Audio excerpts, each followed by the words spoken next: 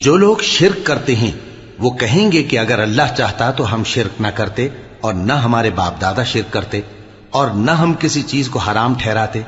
اسی طرح ان لوگوں نے تکذیب کی تھی جو ان سے پہلے تھے یہاں تک کہ ہمارے عذاب کا مزہ چکھ کر رہے. کہہ دو کیا تمہارے پاس کوئی سند ہے؟ اگر ہے تو اسے ہمارے سامنے لاؤ. تم لوگ تو بس گمان کے پیچھے چلتے اور اٹکل کے تیر چلاتے ہو. کہہ دو کہ اللہ ہی کی حجت غالب ہے، پھر اگر وہ چاہتا تو تم سب کو ہدایت دے دیتا.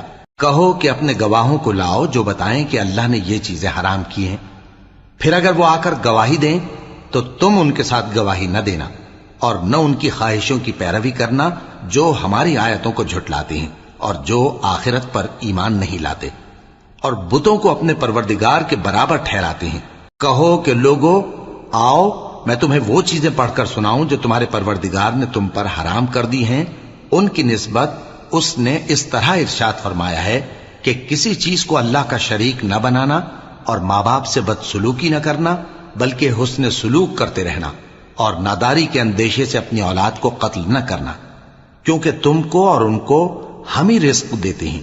اور بے حیائی کے کام ظاہر ہوں یا پوشیدہ ان کے پاس نہ پھٹکنا، اور کسی شخص کو جس کے قتل کو اللہ نے حرام کر دیا ہے قتل نہ کرنا مگر جائز طور پر، یعنی جس کا شریعت حکم دے. ان باتوں کی وہ تمہیں تاکید کرتا ہے تاکہ تم سمجھو. اور یتیم کے مال کے پاس بھی نہ جانا مگر ایسے طریق سے کہ بہت ہی پسندیدہ ہو، یہاں تک کہ وہ جوانی کو پہنچ جائے. اور ناپ اور تول انصاف کے ساتھ پوری پوری کیا کرو.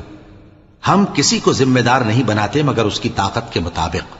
اور جب کسی کی نسبت کوئی بات کہو تو انصاف سے کہو، گو کہ وہ تمہارا رشتہ دار ہی ہو. اور اللہ کے عہد کو پورا کرو. ان باتوں کا اللہ تمہیں حکم دیتا ہے تاکہ تم نصیحت قبول کرو. اور یہ کہ میرا سیدھا رستہ یہی ہے تو تم اسی پر چلنا اور دوسرے رستوں پر نہ چلنا کہ ان پر چل کر اللہ کے رستے سے الگ ہو جاؤ گے. ان باتوں کا اللہ تمہیں حکم دیتا ہے تاکہ تم پرہیزگار بنو.